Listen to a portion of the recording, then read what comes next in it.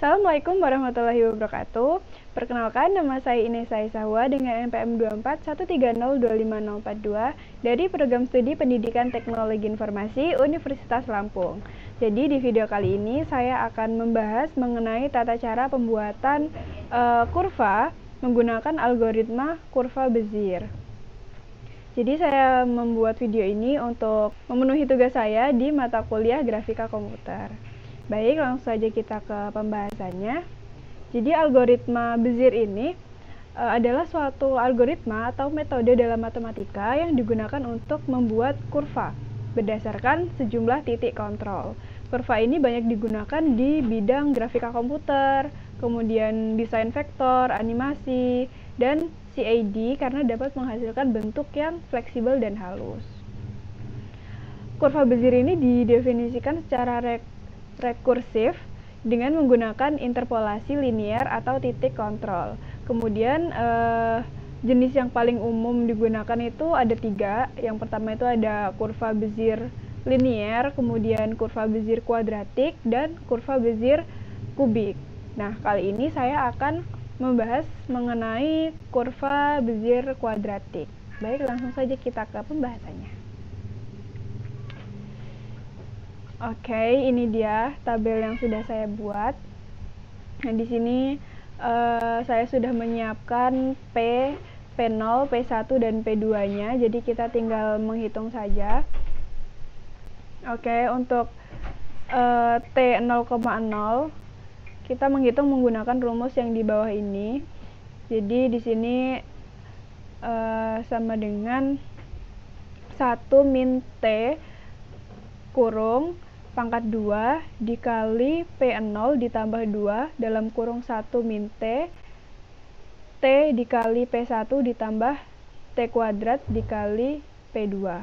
Oke, langsung saja kita hitung untuk T 0,0-nya. Jadi di sini kan 1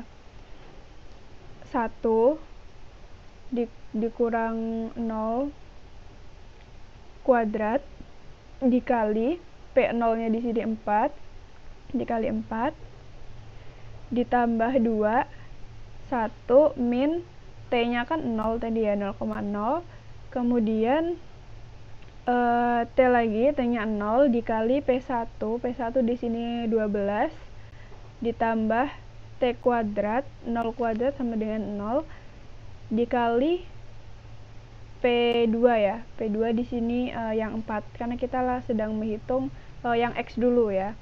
Kemudian kita hitung hasilnya 1 dikali 4 ditambah 0 ditambah 0 tuh hasilnya 4. Jadi di sini adalah 4. Kemudian kita hitung Y-nya dengan rumus yang seperti tadi. 1 dikurang T-nya tadi masih 0 kuadrat dikali P0 yang Y-nya 0 ditambah 2 dikali 1 min T-nya masih 0, kemudian T dikali P1. Nah, P1 yang Y ya, di sini masih 12 ditambah T kuadratnya 0 dikali P2. Nah, di sini P2 yang Y, nah di sini 12. Hasilnya itu 1 ditambah 4, ini 0 tambah 0, hasilnya 4 juga. Oke, jadi kita sudah menemukan nih. Ini, jadi selanjutnya kita tulis dulu di sini berarti titiknya 4,4 ya untuk X dan Y-nya.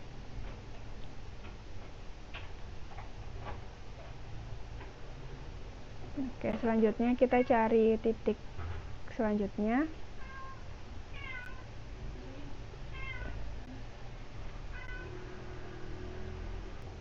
Nah, di sini 1 dikurang T. T yang kita hitung kan sekarang kan 0,1 ya. Jadi 1 dikurang 0,1 itu 0,9 dikuadratkan, kemudian dikali P0, P0-nya 4. Yang P0X-nya ini 4 ditambah 2 1 min T-nya tadi 0,9 kemudian dikali T, T-nya 0,1 dikali P1 yang X itu 12 ditambah T kuadrat atau 0,1 dikuadratkan dikali P2 yang X 4. Nah, kemudian jadi perhitungannya tuh 0,81 dikali 4 ditambah 0,18 dikali 12 ditambah 0,1 kuadrat itu 0,01 dikali 4. Oke, hasilnya 3,24 ditambah 2,16 ditambah 0,04. Oke, hasilnya 544. Nah, kita sudah ketemu, kita tulis di sini 544. Oke, kita udah dapat X nih. Sekarang tinggal kita nyari yang Y. Perhitungannya masih sama seperti tadi. Jadi langsung aja kita pakai shortcut, hanya mengubah P2-nya aja. Oke, berarti 0,81 dikali 4 ditambah 0,18 dikali 12 ditambah 0,01 dikali P2 yang dia tadi 12. Jadi 12 hasilnya itu 3,24 ditambah 2,16 ditambah 0,12 hasilnya 5,52. Tulis di sini 5. Nah, di sini untuk titik yang akan kita gambar ini nanti kan dibulatkan. Jadi di sini 544 itu 5, 552 itu 6. 6. Nah, kita sudah ketemu lagi. Sekarang perhitungannya selanjutnya itu masih sama seperti tadi. Jadi ini akan saya langsung isi manual. Nanti videonya dicepetin aja.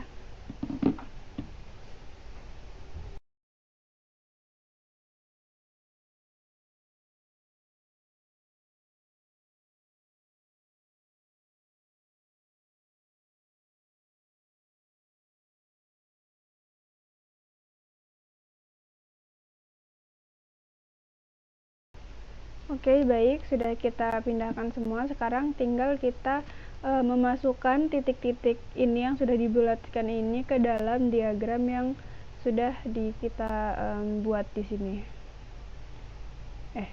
Ya. Oke, pertama kita masukin titik pertama yaitu 4,4. Ini, kemudian titik kedua 5,6.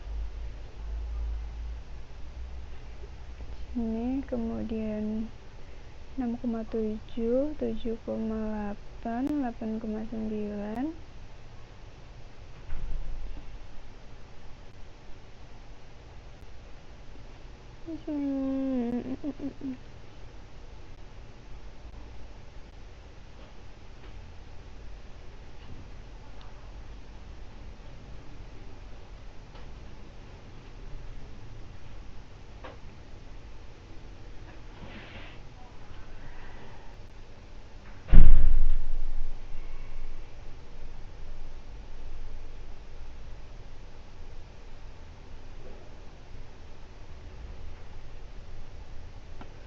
Oke, nah jadi ini dia gambar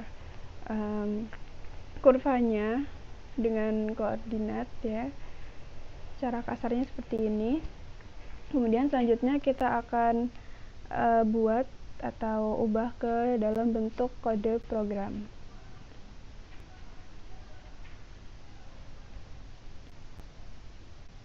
Nah, oke, ini dia kode program yang sudah saya buat sebelumnya.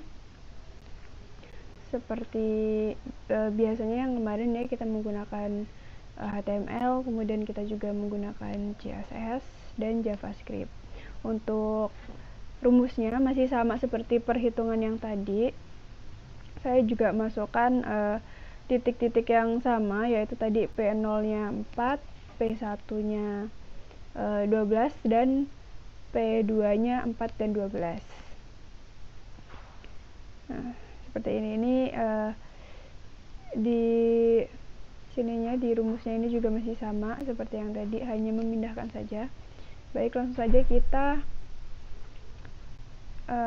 lihat hasilnya ya. Oke, nah ini dia hasilnya. Mungkin kita akan sedikit zoom bagian kurvanya, 25 saja. Oke. Nah, oke, jadi ini dia hasil dari pembentukan kurva dengan menggunakan algoritma Bezier kuadratik.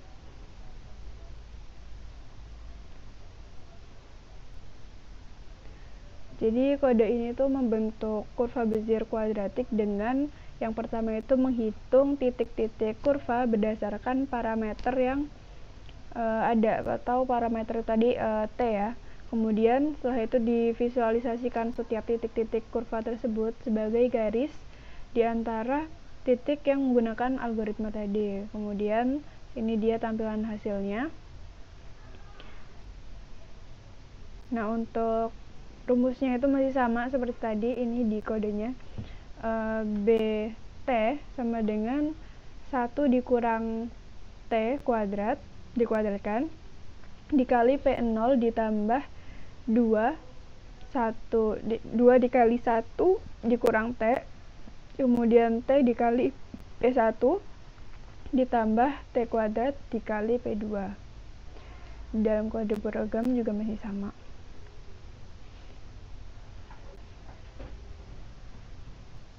Oke, jadi itu dia tadi tata cara pembuatan dan hasil dari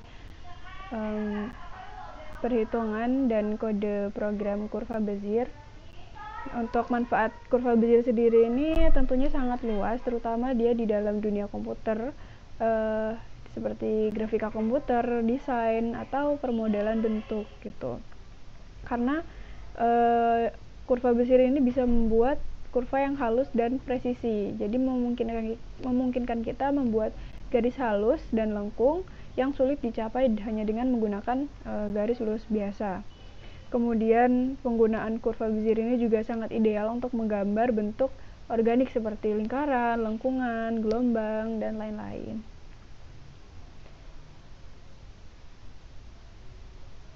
Kemudian dalam animasi, kurva Bezier ini juga digunakan untuk membantu untuk mengatur pergerakan objek, misalnya easing in atau easing out. Kemudian juga membuat gerakan tampak lebih alami dan halus.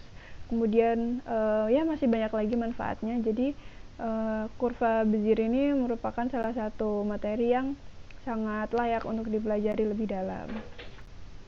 Oke, baik, mungkin sampai sini saja materi yang bisa saya sampaikan. Semoga apa yang saya sampaikan tadi bisa membawa manfaat untuk kalian semua. Saya akhiri, wassalamualaikum warahmatullahi wabarakatuh.